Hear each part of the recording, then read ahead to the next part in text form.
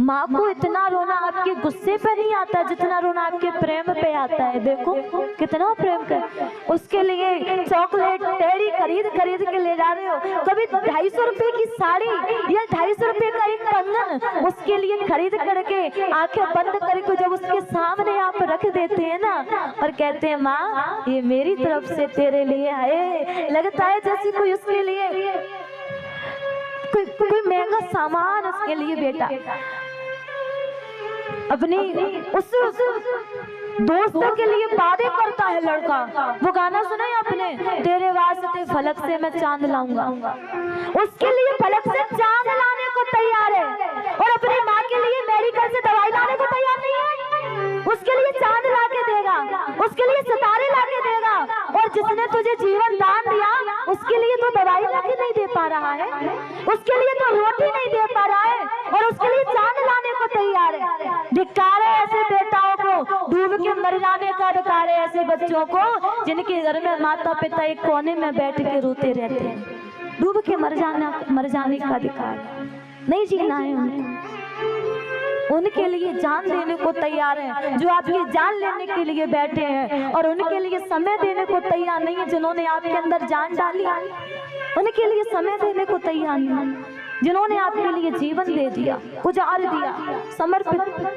जब आप सोते थे ना 6-6 महीने की रात उसने बैठे बैठे गुजारी होगी, 6-6 महीना वो बैठे बैठे सोई होगी। जब आप बिस्तर को गीला कर देते थे ना तो आपको पता भी नहीं होता था कब आपको पलट करके वो सूखे में रख देती थी, आपको पता भी नहीं होता था। जब आप बड़े हो जाते थे ना आप डांटते थे उसे तो वो अपने कमरे में चुपचाप कहीं कोने में एक तकिया लेकर के रो रही होती है, और सुबह जब जागती है तो तकिया को पलट देती है कि मेरे बेटा को पता ना चले मैं रात में रो करके सोई थी, मेरे बच्चों को कहीं कोई कष्ट ना हो जाए कि मैं रात में क्यों रो करके सोई थी। हर पल तेरी खुशियां ढूंढी उसने, हर पल तुझे खुश रखने का प्रयास किया उसने, परंतु तू एक मिनट की भी प्रसन्नता उसे नहीं दे पाया, एक क्षण भी उसे खुश नहीं रख पाया। निवेदन, प्रेम करो इनसे, सम्मान करो इनका, नहीं तो आप श्रीनाथ भगवान को कितने भी रिझाते रहो, कितने भी रिझाते रहो, आपके माता पिता दुखी हैं तो ये भी आपसे कभी प्रसन्न होने वाले नहीं है, ये भी आप पर कभी कृपा बरसाने वाले नहीं है, क्योंकि भगवान कहते हैं मुझसे पहले उनको पूजो जो आपकी असली भगवान है। दुनिया में अगर वो माता पिता हमें लाते नहीं तो क्या इनको हम जान पाते, क्या सुन भी पाते कि श्रीनाथ जी कोई है? वो लाए तभी तो हम जाने कि श्रीनाथ जी भगवान है, वो असली भगवान। उनको भूल गए, उनको विसार दिया, उनको ठुकरा दिया, और फिर कहते हैं गिरिराज जी में 2 किलो दूध का अभिषेक करवा के आएंगे, 2 क्विंटल दूध का अभिषेक करवा के आएंगे।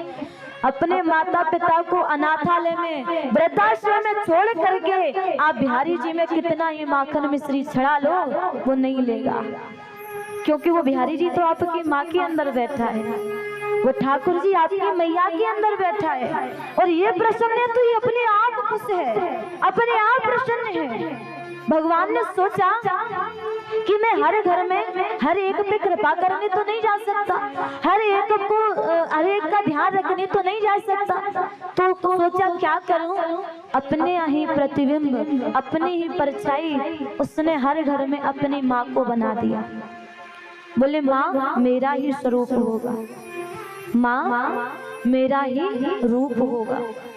ये वही है जो भगवान बन के हमारे लिए आए हैं। माँ आपकी असली भगवान है। आप दुनिया वालों का कर्जा उतारने जाते हो, 1 लाख का 20 लाख का, माँ का भी कर्जा चुका दोगे, इतने धनवान है क्या? 10 जन्म ले लो फिर भी माँ का कर्जा नहीं चुका पाओगे।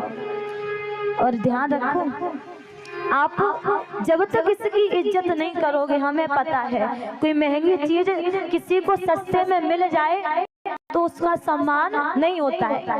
कब तक आप इसकी इज्जत नहीं करोगे? जब तक ये आपके साथ है तब तक आप इसकी सम्मान, इसकी इज्जत नहीं करोगे। परंतु एक दिन वो आएगा जिस दिन आप इससे बुलाओगे फिर भी ये नहीं बोलेगी। एक दिन वो आएगा जब आप इससे कहोगे कि मुझे डांट, फिर भी ये तुमको नहीं डांटेगी। एक दिन वो आएगा जब आप कहोगे कि माँ मुझे डांट लगा, मुझे मार, मुझे फटकार लगा, फिर भी नहीं आएगी। आप घर के कोने कोने में इसको ढूंढोगे फिर भी तुमको ये नजर नहीं आएगी। तब पता चलेगा कि माँ की कमी जीवन में होती क्या है। घर से निकलते ही माँ की याद आ जाती है और नौकरी करने के बाद बाप की याद आती है। घर से निकलते ही पता चलता है कि वो डांट डांट के किस प्रकार आपको खिलाती थी, डांट डांट के किस प्रकार आपको दूध पिलाती थी। और नौकरी करने के बाद पता चलता है कि कैसे मैंने इस पैसे को बर्बाद किया था, कैसे मैंने पिता की कमाई को बिना खर्च के खर्च किया था, कैसे कितनी मेहनत से ये पैसा कमाया जाता है। नौकरी लगने के बाद पता चलेगा।